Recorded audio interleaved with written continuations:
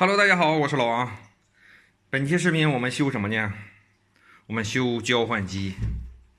这是一台华为的5700交换机。这个交换机是赠新呐。我们看里边非常的干净，说明什么？说明它的居住环境是相当的舒适。但是呢，这么舒适的环境呢，也挡不住它坏呀。据这位粉丝说的啥呢？现在是插电没有反应，灯都不亮。但是在修这个交换机之前呢，我要说点事儿。就是自从我拍了修交换机的视频之后呢，有很多这个同行啊私信我说的，就是说，不要去拍这些交换机的视频，因为修这种交换机。网上根本就查不到任何的资料，尤其像华为了、华三了，还有思科了这些大品牌的交换机，网上你根本就什么资料都没有。你包括图纸了、点位图了、程序了，根本就是没有这些东西。所以说修交换机呢，完全是啥呢？凭着个人的经验，就是靠堆起来的。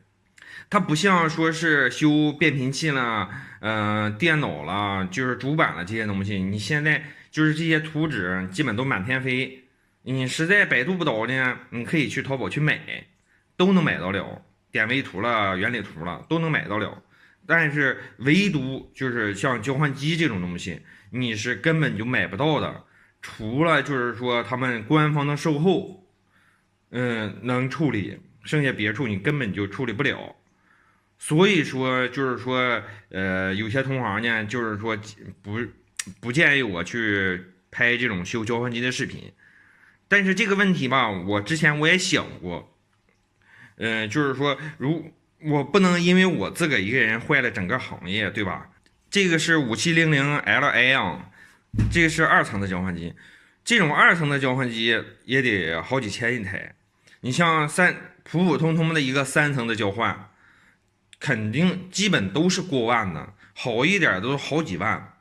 但是你说我要是拍了这种视频，打乱了整个行业，我其实我也是不想，所以说我到现在为止也没有去拍，就是说修那种就是说价值特别高，或者说就是那种3层的交换，因为我也知道那种你说我要是拍那种视频，不利于整个行业的发展。这说的有点太大了啊，这个是。好了，话不多说，我们现在开整。他说是通电没有反应，但是我还是要通一下电。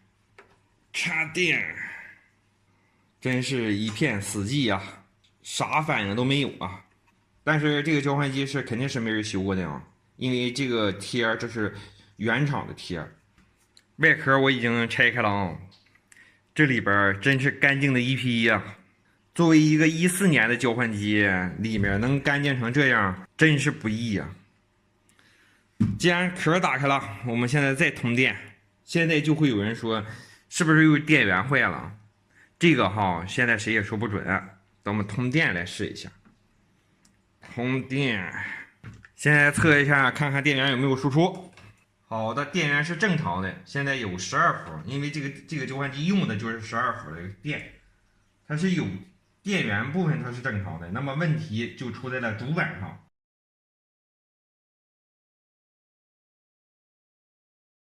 出在主板哪块呢？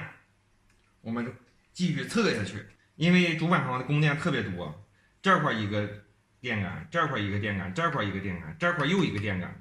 这是给不同的东西分别供电的，我们分别去测一下，看它有没有电。具体有没有电呢？可以在它这个电感后边这个滤波电容上可以看出来，这是一个坦电容啊，这不是二极管，没有电，这个也没有电，这个也没有电。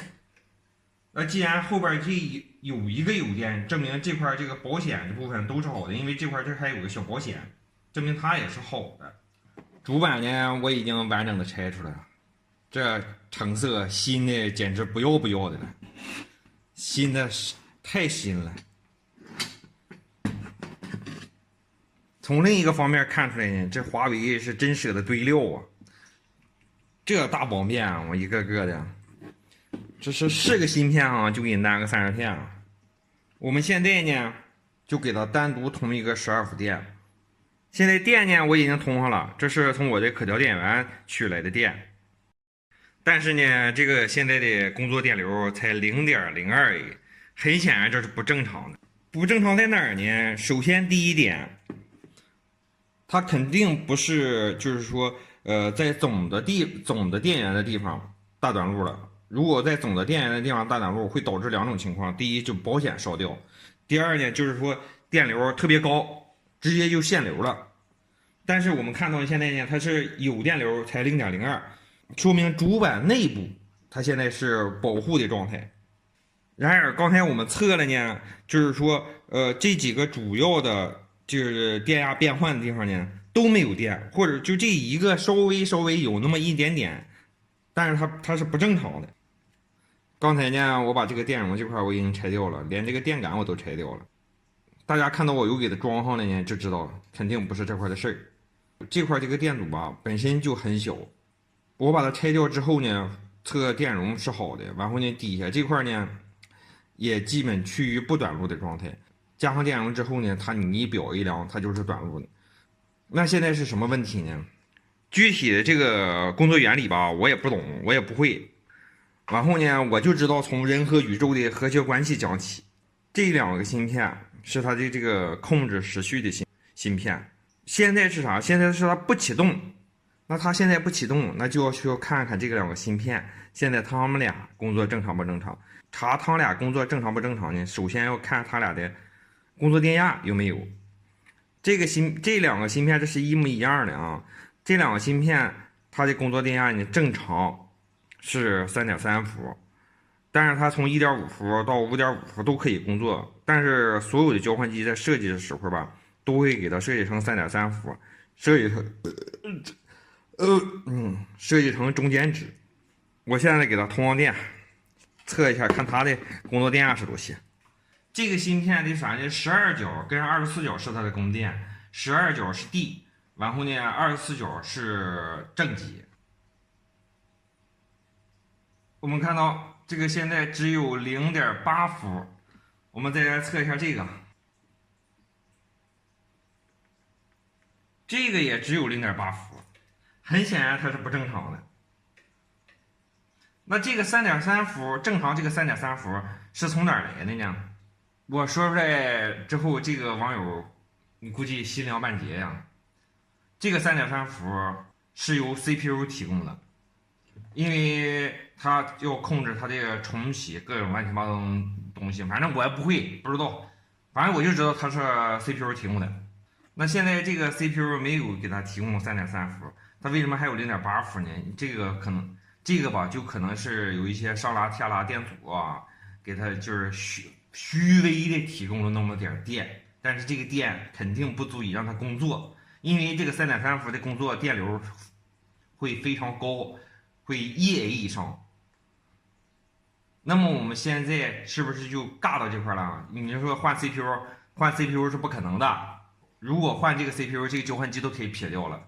那也不是说维修办法，因为那样的成本太高，就失去了维修的价值和意义了。那怎么办？给它单独加一个3.3伏电，然后呢，看它工作正常不正常。好的，我已经简单的拼装完了，我没给它上螺丝。我从这个3.3伏这地方呢引出一个线来，我现在把主电插上，肯定没有反应。我现在呢把我的可调电源调到3.3伏，然后呢给它单独加一个3.3伏的供电。成败在此一举了，哎，是吃肉还是吃咸菜？走你！好的，我已经看到灯亮了，看这一排小灯都已经亮了，但是呢，我现在不敢动啊，我螺丝都没上啊。然后呢，大家可以看到这边这个灯也已经亮了，但是不对劲儿啊，它应该闪呢，启动过程应该闪呢，而且电流表也不变。正常情况下，这个电流应该是来回跳变的。不对，我可能线焊错地方了。这回呢，我又把这个3.3伏的线换一个位置。刚才那个位置可能有点不太合适。我是拿表找的，可能找的位置有点不太合适。这回我们再来一把，主电插上，上电。现在 SYS 这个灯现在已经开始闪了，我估计啊，现在已经开始跑码了。我接上电脑试一下。我又把那个3.3伏的线重新夹了一下，现在正在开始跑码，希望很大呀。等它跑完了，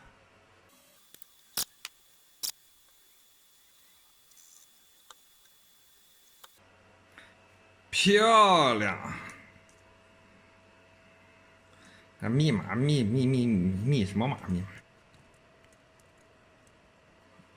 哎呀，白底一张啊，没配置过，看来他之前当傻瓜使呢。今天晚上我会有肉吃了。那么接下来需要干什么呢？接下来就是去定一个3.3伏的电源模块，然后呢给它装上就 OK 了。本期视频到此为止，拜拜。